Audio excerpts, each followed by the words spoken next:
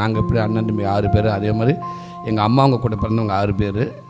அதில் ஒரு ஆம்பளை, மிச்சம் எல்லாமே லேடிஸ். நாங்கள் சின்ன வயசில் இருக்கப்போ எங்கள் அம்மாவங்களுக்கும் எங்கள் மாமாவுக்குள்ள ஒரு சின்ன சின்ன கருத்துப்பாடு அது எல்லா குடும்பத்துலையும் இருக்கும். அதில் எல்லா அக்கா தங்கச்சிலுமே எங்கள் மாமா கூட பேசாமல் விட்டாங்க. எங்கள் மாமா எல்லா அக்கா தங்கச்சியோட பேசவே இல்லை. இவங்க 5 பேர் கூட எங்கள் மாமா பேசவே இல்லை. இது எங்கள் சின்ன வயசுலேருந்து ஒரு ஸ்டேஜுக்கு போய் நமக்கு மாமாண்டா யாருன்னா எங்களுக்கு ஒரு மாமா இருக்காங்க. அவங்க ஒரு மாமா அதே இடத்துல ஒரு மாமா ஸ்தானத்தில் இருக்காங்க. அவர் தான் எங்கள் அம்மா கூட பிறந்த மாமா நினச்சிக்கிட்டே இருந்தோம்.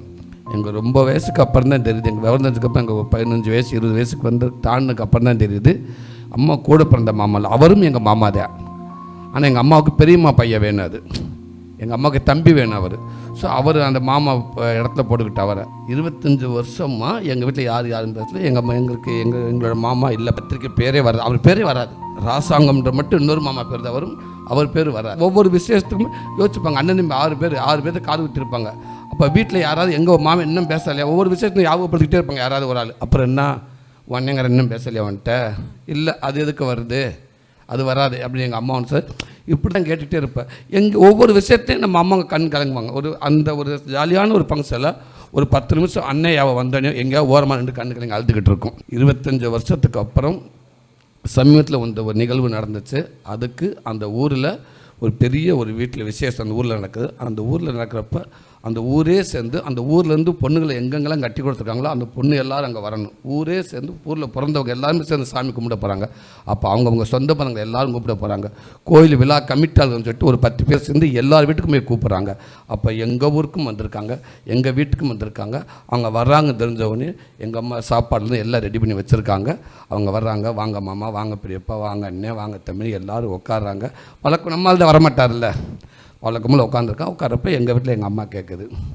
எங்கள் அம்மாவுக்கு ஒரு கஷ்டம், எத்தா ஊரில் என்றைக்கு இல்லாதது நம்ம ஊர் திருவிழா, பெரிய திருவிழா தான், நம்ம சாமி கும்பிட போகிறோம், எல்லாம் உங்களால் முடிஞ்சுக்கு ஒரு டொனேஷன் எழுதுங்கன்றாங்க. டொனேஷன் கொடுக்குறாங்க. அப்போ எல்லாம் உட்காந்துங்க. அப்போ மாமே வரலன்னுட்டு ஒரு சின்ன வருத்தம் எங்கள் அம்மாவுக்கு.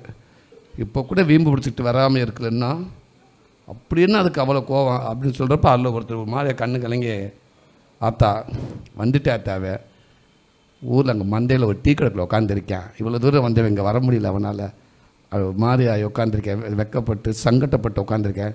இத்தனை வருஷம் வராமல் இன்றைக்கி நான் போய் வந்தேன்னு எனக்கு வேறு மாதிரி எனக்கு தோணுது. இப்போ எதுக்கு நல்லா இருக்கேன்றாலும் நான் வரணுன்ற மாதிரி தோணும் அப்படின்னு அவருக்கு ஒரு சின்ன இது.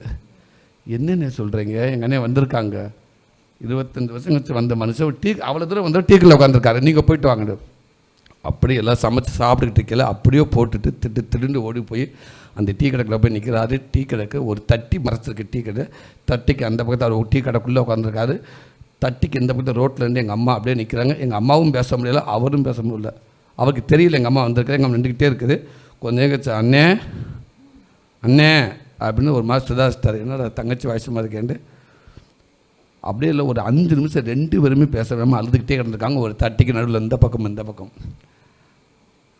இவ்வளோ தூரம் வந்துட்டேல, நீ என்ன உனக்கு இந்த இருக்க 10 அடி வரமாட்டியா வீட்டுக்கு, வானே வானே சொல்லுது. அப்படியே அவரால் ஒரு மாதிரி ஆகிப்போய் என்னை மன்னிச்சுக்கிறேன், நாங்கள் தப்பு பண்ணுன்னு எங்களை மன்னிச்சு கையெடுத்துக்கு போகிற மன்னிச்சுக்கிறேன், எங்கள் மேலே தப்பு இருந்தாலும் வானே, ஒரு நாள் 5 அத்தனை பேர் குழந்தை எல்லாருமே நீ இல்லாமல் இருக்கோம்னே, வானே பொசுக்குன்னு ஓடியாந்து கையெடுத்து கும்பிட்டு டக்குன்னு ஓடியாந்து என்னை மன்னிச்சிடாத்தா.